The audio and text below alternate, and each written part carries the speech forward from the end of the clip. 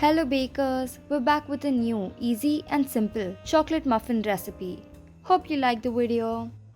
In a bowl, sift the flour, cocoa powder and baking powder together and mix it up until it's all well combined. Then add the powdered sugar and chocolate chips. Give that a mix.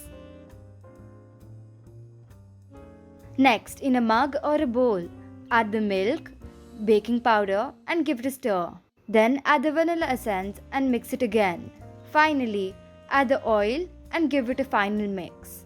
Back to the dry mix, add the wet mixture, give it a stir till it forms a chocolatey batter. Also, this recipe is going to be there on our website, so don't forget to check that out.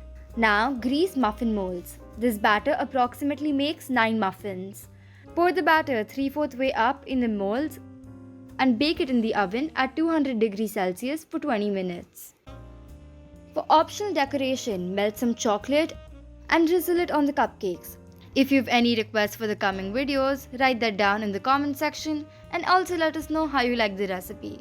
Till then, happy baking!